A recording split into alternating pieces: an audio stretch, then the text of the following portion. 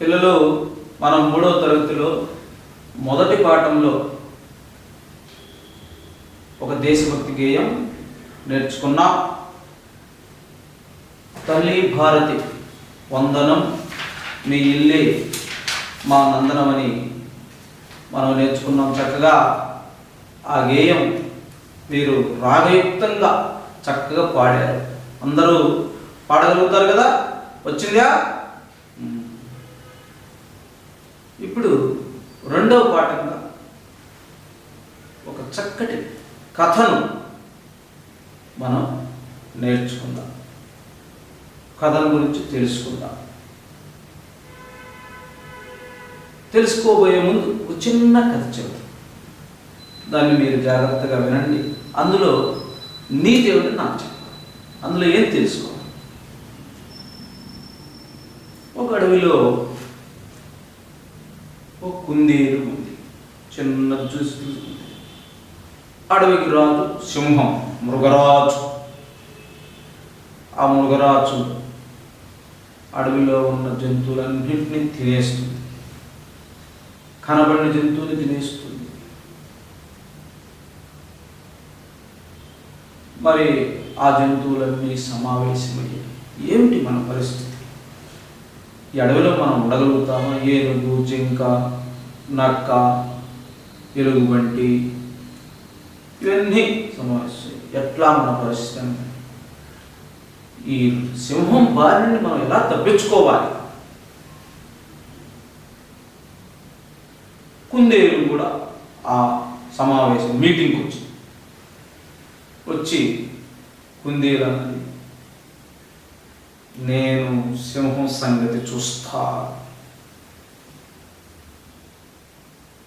నేను ఈ సింహం బారి నుండి మిమ్మల్ని అందరినీ కాపాడుతాను. అన్నీ ఆశ్చర్యపోయాయి.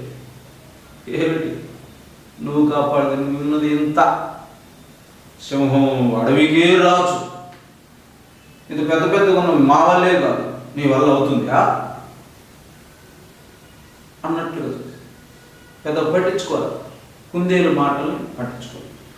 కాదు, కుందేలు చిన్న పెద్దగా తెలివి ఉండాలి, కానీ చిన్న పెద్దగా నేను కాపాడుతాను.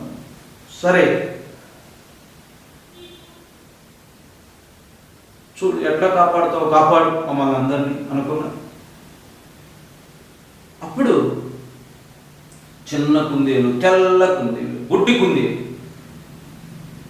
సింహం దగ్గరికి వెళ్ళి, సింహం అక్కడ కూర్చుంది పెద్ద ఎత్తుగా, కుందేలు కింద నుంచి.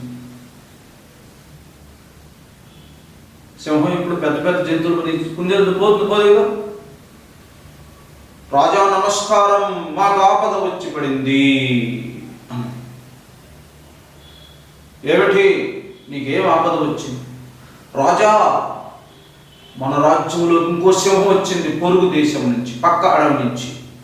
అది మమ్మల్ని అందరినీ తింటానంటుంది. అప్పుడు మేము అన్నాం, మాకు రాజ్యంలో ఒక రాజు ఉన్నాడు, మృగరాజు. ఆయన నువ్వెవరవి అంటే, కాదు, ఆ రాజును కూడా నేను చంపుతా అంటుంది. అక్కడ ఉంది. ఏంటి? నేను రాజుగా ఉంటే నన్నుగా ఇంకొకళ్ళు రాజుగా వస్తారా? వాడి సంగతి చూస్తాను పద అనేటప్పుడు కుందేలు చిన్నగా అడుగు దారిలో నడుచుకుంటూ వెళ్తుంటే కుందేలు వెంట సింహం పరిగెత్తి. సరే పోయి పెద్ద బావి దగ్గరికి తీసుకెళ్ళి, కుందేలు అవతల ఒడ్డుంది. బావి దగ్గరికి సింహం వచ్చింది. రాజా చూడు, అక్కడ కింద కనపడుతున్నాడు ఇంకొక రాజు, వాడే మనల్ని అందరినీ చంపుతా అంటున్నాడు. అప్పుడు సింహం బావిలోకి చూసింది, తొంగి చూసింది. బావిలో నీళ్ళు ఉంటాయి కదా, తొంగి చూడగానే మరి ఆ సింహానికి తన నీడ కనపడింది. ఆ నీడనే ఇంకో సింహం అనుకుంది. ఆ సింహం అనుకుని వెంటనే నీ సంగతి చూస్తా నాకు అని చెప్పి వెంటనే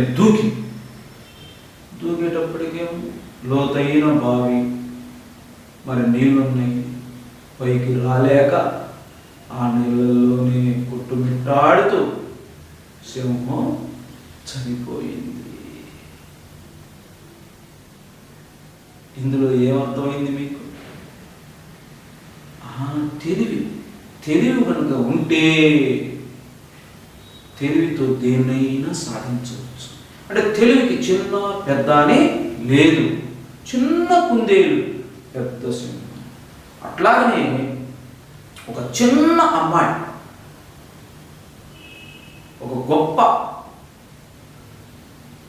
సమస్యను పరిష్కరించి దేశంలోనే పేరు పొందిన అమ్మాయిగా పేరు.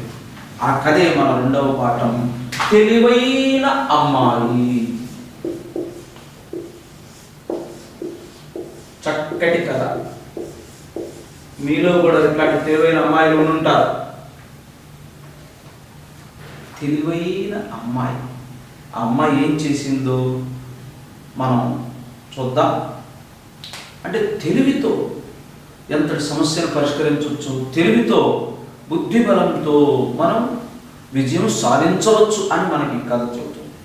మరి 7వ పాఠంలో ఉన్నటువంటి కథని నేను 7వ పేజీలో జాగ్రత్తగా వినాలి. ఈ కథ జాగ్రత్తగా వింటే కానీ మీకు అర్థం కాదు. వాక్యం శ్రద్ధ. అనగనగా ఒక రాజు రాజ్యాన్ని చక్కగా పాలిస్తున్నాడు. రాజుకు 60 ఏళ్ళు నిండడంతో షష్ఠి పూర్తి ఉత్సవాలు రాజ్యమంతా ఘనంగా జరిగాయి. ఆ వేడుకలో రాజుగారు ఒక ప్రకటన చేశారు. రాబోయే పున్నమి రోజున నేను ఒక ప్రశ్న అడుగుతా, దానికి జవాబు చెప్పిన వారికి 1000 బంగారు నాణ్యాలు ఇస్తాను, నా కొలువులో ఉద్యోగం కూడా ఇస్తా అని రాజు ప్రకటించాడు. మహారాజు గారు ఎలాంటి ప్రశ్న అడుగుతారు, ఎవరు జవాబు చెబుతారు అని రాజ్యమంతా పున్నమి రోజు కోసం ఆసక్తిగా ఎదురు చూసింది.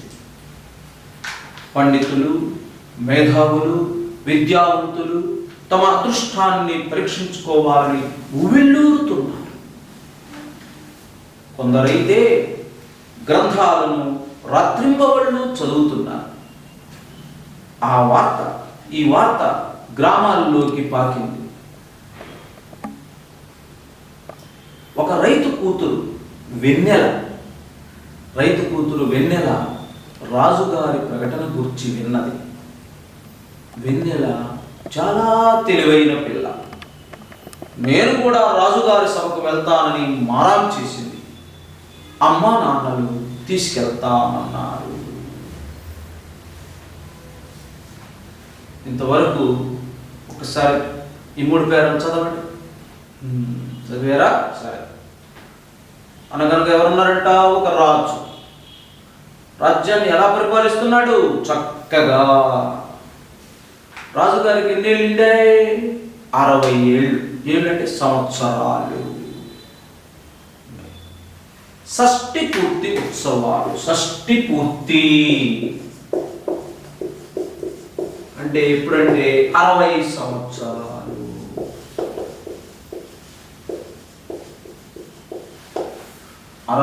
సంవత్సరాలు నిండితే షష్ఠి పూర్తి ఉత్సవాలు జరుగుతాయి.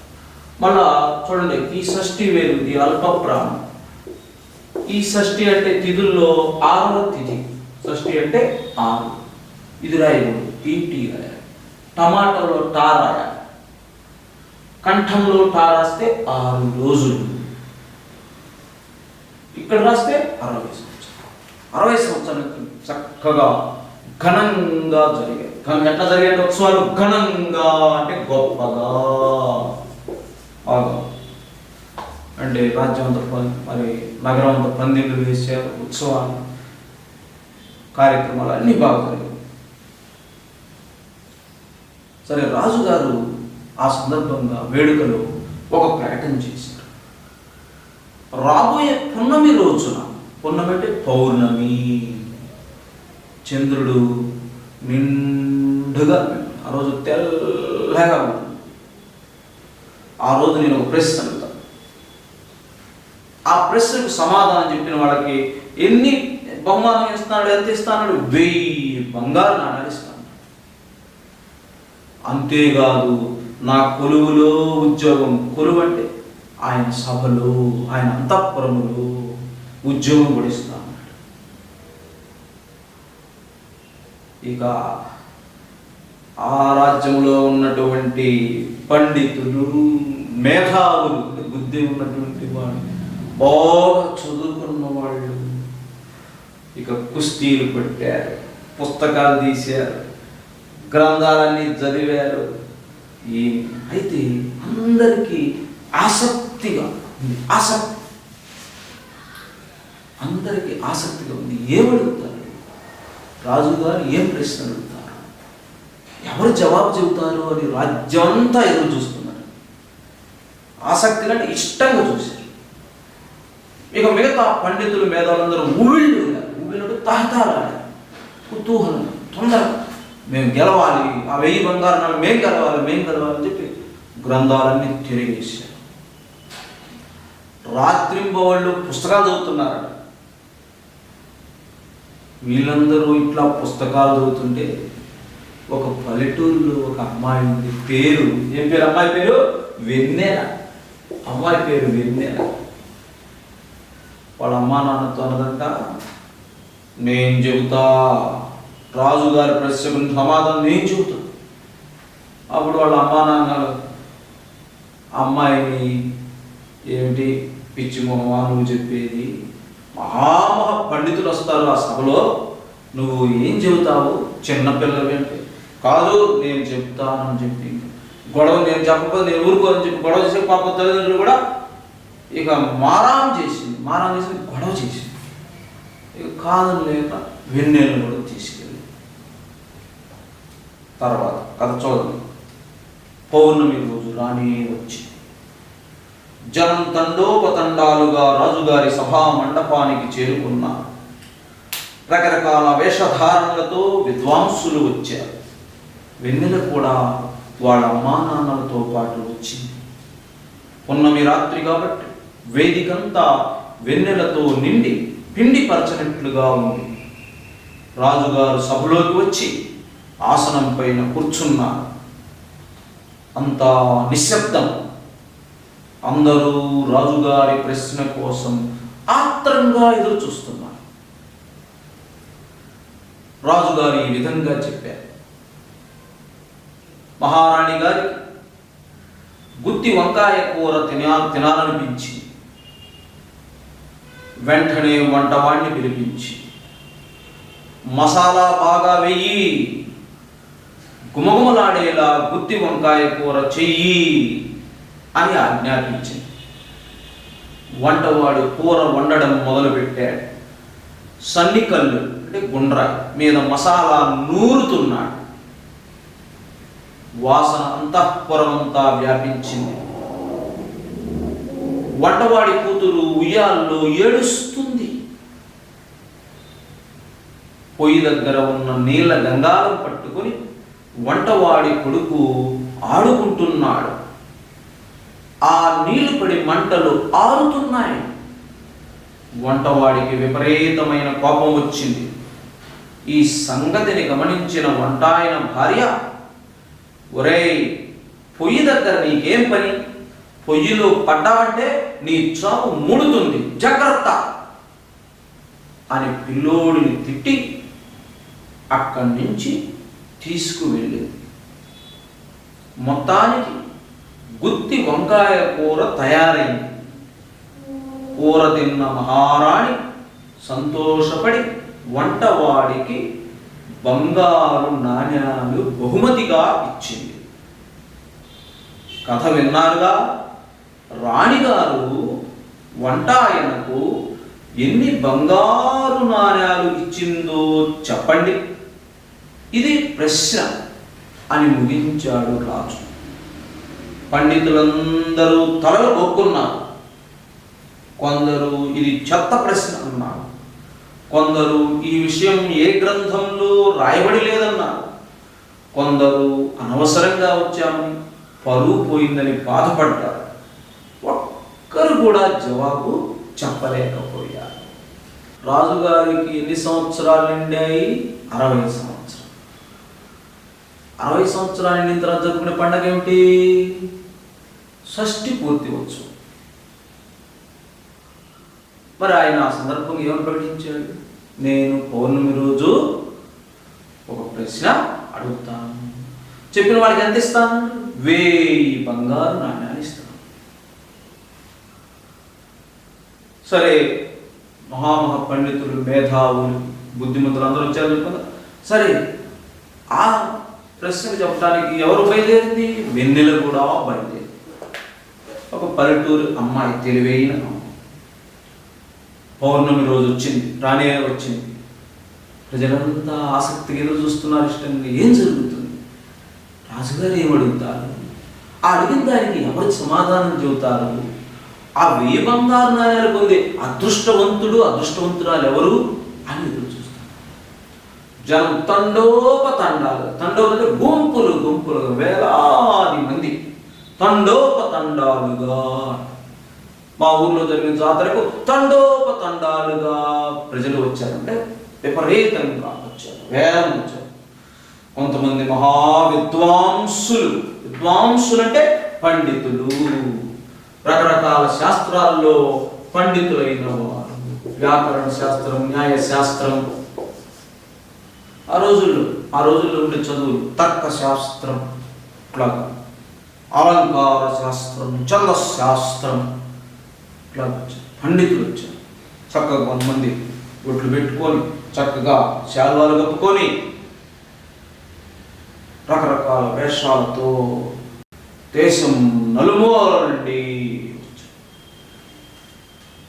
వెన్నెల కూడా వాళ్ళ అమ్మా నాన్నలతో వచ్చింది. ఏ రోజు జరుగుతుంది వేడుక? ప్రశ్న అడిగే రోజు ఏ రోజు? పున్నమి. పౌర్ణమి అన్నా కూడా పున్నమి. పున్నమి రోజు చంద్రుడు ఎట్లా ఉంటాడు? నిండుగా ఉంటాడు.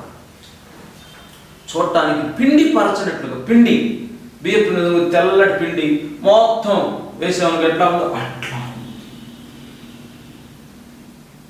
సరే, అందరు రాజుగారి కోసం రాజుగారు వచ్చాడు. ఆసనం అంటే కుర్చీ మీద కూర్చున్నాడు. ఏమడుగుతాడు? ఆత్రంగా చూస్తాడు. ఆత్రంగా అంటే ఆసక్తిగా.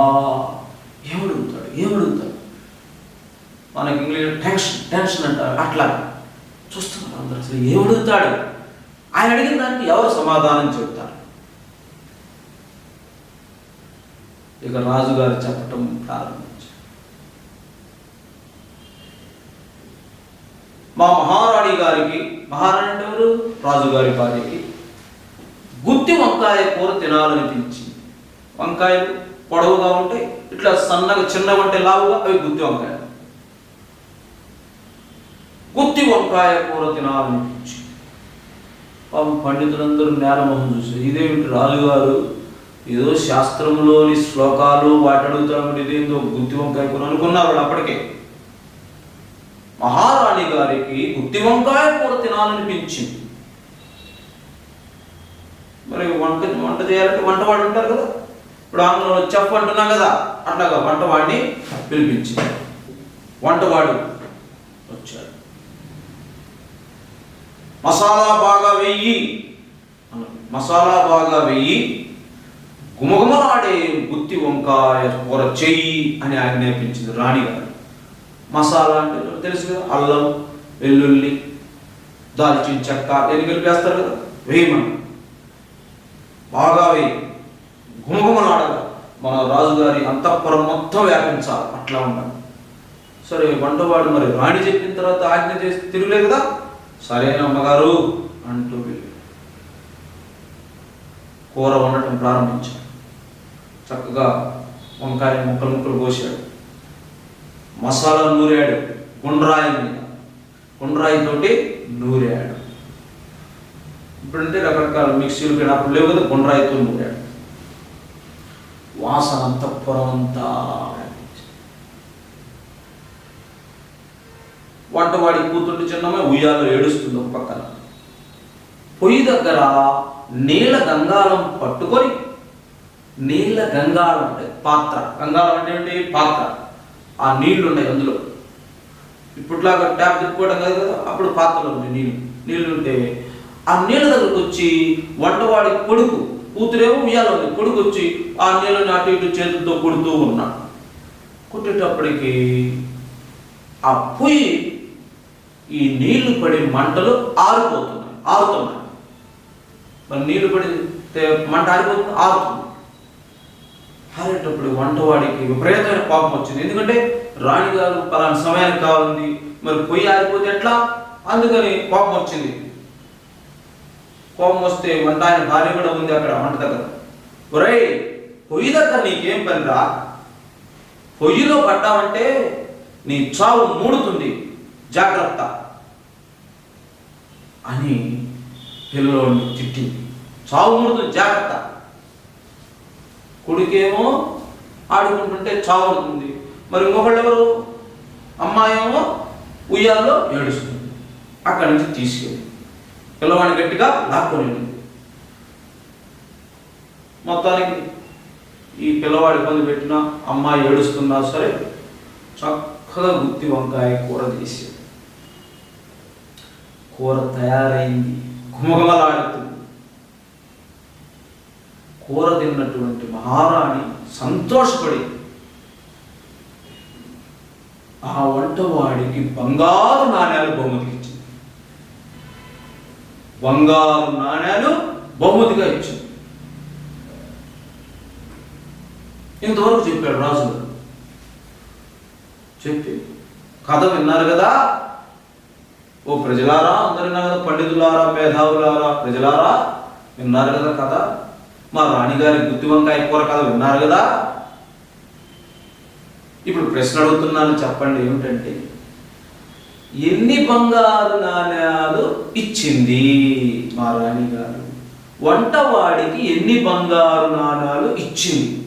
ఇది చెప్పండి అని ముగించాడు. కథ ముగించాడు. కథను ఆపేశాడు. పూర్తయింది. అప్పుడు పండితులందరూ, రకరకాల వేషాల్లో వచ్చిన పండితులందరూ కొన్ని రోజుల నుంచి పుస్తకాలు తిరగేసి శ్లోకాలన్నీ చూసిన పండితులందరూ తల గోపుకున్నారు. అర్థంగా ఇంత మేధావులు మమ్మల్ని పిలిపించి చిన్న కథ చెప్పి ఒక చెత్త ప్రశ్న వేస్తారా? ఇది మమ్మల్ని అవమానించడానికి పిలిపించారని కొంతమంది పండితులను అనుకొని అక్కడి నుంచి రాజుగారు ఇంత అవమానపరుస్తారా, మా తెలివితేటల్ని ఈ రకంగా అవమానపరుస్తారని చెప్పి పాపంతో కొంతమంది వెళ్ళిపోయారు. కొంతమంది నిల్చున్నారు. ఓ మహారాజా, మీరు చెప్పిన ప్రశ్న, మీరు చెప్పిన ఈ కథ, ఈ ప్రశ్న ఏ గ్రంథంలో లేదు ఇంతవరకు. చూపించండి ఏ గ్రంథంలో ఉందో. ఫలాని గ్రంథం చెప్పండి, మేము అన్ని గ్రంథాలు చదివిన వాళ్ళం. ఇంకొంతమంది అయ్యో అనవసరం ఇక్కడికి వచ్చాము, మన బరువు పోయిందని బాధపడ్డారు. ఒక్కరు కూడా ఏ పండితులు, ఓ మేధావి ఎవరు పెద్దవాళ్ళు ఎవరు సమాధానం చెప్పలేకపోయారు, జవాబు చెప్పలేకపోయారు. అప్పుడు ప్రజలందరూ కూడా ఆసక్తి చూస్తున్నారు. ఇదేమిటి, మన దేశంలో ఇంతమంది పండితులు, మేధావులు, శాస్త్రవేత్తలు ఉంటే ఒక్కడు కూడా ఈ సమాధానం చెప్పలేరా? ఆశ్చర్యపోయారు. మరి ఎవరు చెబుతారు? అసలు చెప్పేవాళ్ళు లేరా అని అందరూ చూస్తూ ఉన్నారు. ఒకరు చూసుకుంటూ ఉన్నారు. అప్పుడు ఏం జరిగిందో చూడండి. నేను చదువుతాను. 8వ పేజీ నుంచి 9వ పేజీ. మీరు వెన్నెల వాళ్ళ నాన్న భుజాల మీదకి కథ బాగా విన్నది. పండితులతో పాటు వెన్నెల కూడా వెళ్ళిందని చెప్పుకున్నాం కదా. మహారాజా, మీ ప్రశ్నకు నేను జవాబు చెబుతాను అన్నది. అందరూ ఆశ్చర్యపోయారు. రాజు ఆప్యాయంగా వెన్నెలను దగ్గరికి పిలిచాడు. పెద్దవాళ్ళు మాత్రమే సమాధానం చెప్పాలని లేదు, తెలివిలో ఎవరు పెద్దయితే వారి అసలు పెద్ద, చెప్పమ్మా అన్నాడు. రాజా, రాణిగారిచ్చిన నాణ్యాలు 1116 అని వెన్నెల చెప్పి, రాజుగారు వెన్నెలను దగ్గరకు తీసుకొని సింహాసనం మీద కూర్చోబెట్టుకున్నాడు.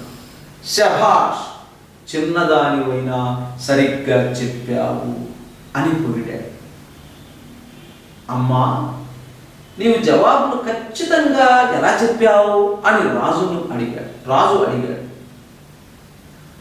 మహారాజా, జవాబు మీ కథలోనే ఉంది.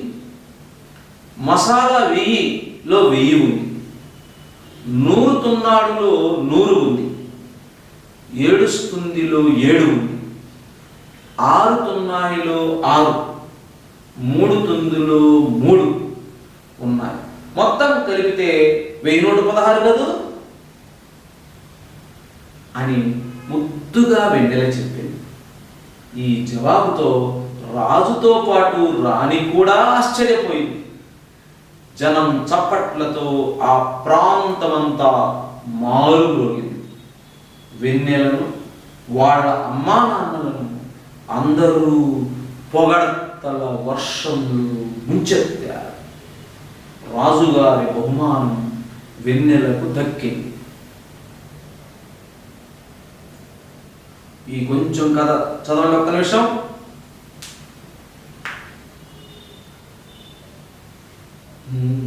కథంతా చెప్పి, గుత్తి వంకాయ కూర కథంతా చెప్పి, ఎన్ని బంగారు నాణ్యాలు వంటవాడికి రాణిగారు ఇచ్చారో చెప్పండి. అదే ప్రశ్న. ఆ ప్రశ్న చెప్పిన వాళ్ళకి 1000 బంగారు నాణ్యాలు కొలువులో వచ్చారు.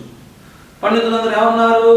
ఇది చెత్త ప్రశ్న, ఇంతవరకు ఏ గ్రంథంలో రాయలేదు, ఆయన ఇలాంటి ప్రశ్నలు అడుగుతారా?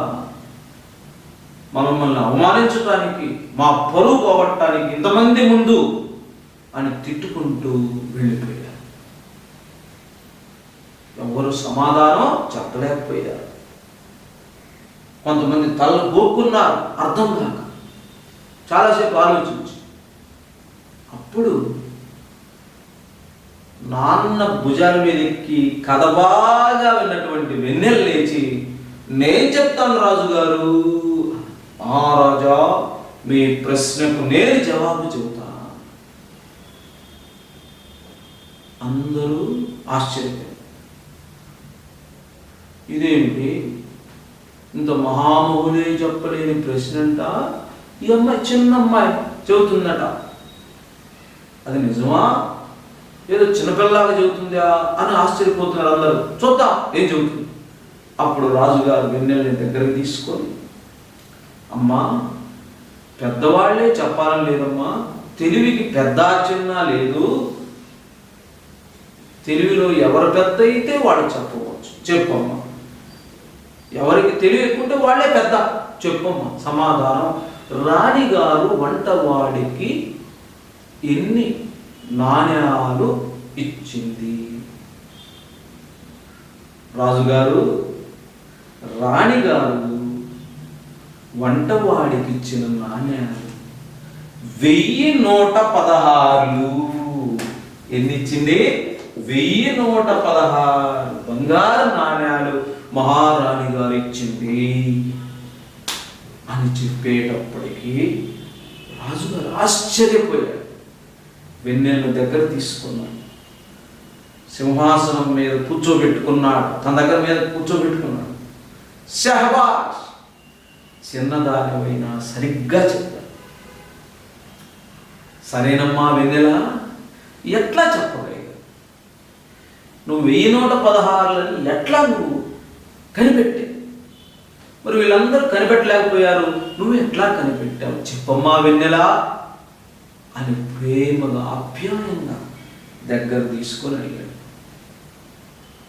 అప్పుడు వెన్నెల చాలా అద్భుతంగా చెప్పింది, మహారాజా, దీనికి జవాబు ఎక్కడో లేదు, మీరు చెప్పిన కథలోనే ఉంది, ఇంకెక్కడో లేదు. వాళ్ళందరూ కథ శ్రద్ధగా వినలేదు, నేను శ్రద్ధగా కథ విన్నాను, అందుకని నేను సమాధానం చెప్పాను. ఏమిటంటే, రాణిగారు గుత్తి వంకాయ కూర చేసేవాడు మసాలా 1000,